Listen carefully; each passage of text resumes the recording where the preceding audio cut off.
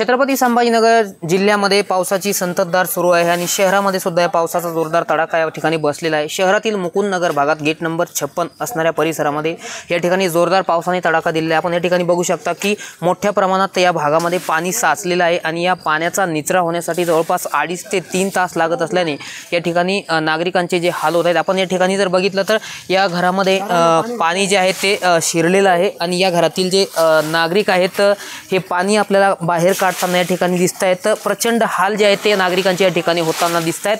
आपण जर या ठिकाणी या घरामध्ये आतमध्ये जर आपण जर बघितलं तर संपूर्ण जे संसार उपयोगी साहित्य आहे ते संपूर्णतः या ठिकाणी पाण्याखाली गेलेलं आहे आणि मोठं पाणी या ठिकाणी घरात साचलेलं आहे।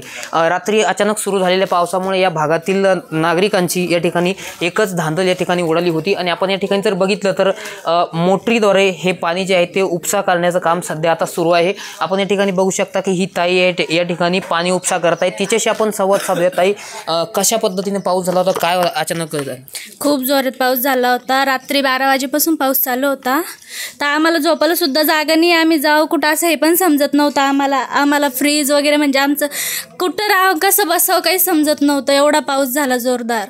रात्रीपासून चालू होतं, रात्री 12:30 वाजेपासून। आपण या ठिकाणी बघू शकता की या ठिकाणी फ्रीज आहे, टीव्ही आहे, संपूर्ण जे आहे ते अक्षरशः पाण्याखाली गेलेलं आहे। त्यामुळे या भागातील नागरिकांचे मोठे हाल या ठिकाणी झालेले आहे। बाहेर जरी बघितलं तरी जवळपास गुडघ्याच्या वर पाणी जे आहे ते बाहेर या ठिकाणी आपल्याला दिसून येते आणि या भागातील नागरिकांची सद्यस्थितीला हाल जे आहेत ते आपल्याला होताना दिसत आहेत। रामनाथ ढाकणे, साम टीव्ही न्यूज, छत्रपती संभाजीनगर। देश विदेशातील प्रत्येक घडामोडींचे लाईव्ह अपडेट मिळवण्यासाठी आता साम टीव्हीच्या सर्व सोशल मीडिया प्लॅटफॉर्मला लाईक, फॉलो आणि सबस्क्राईब करा।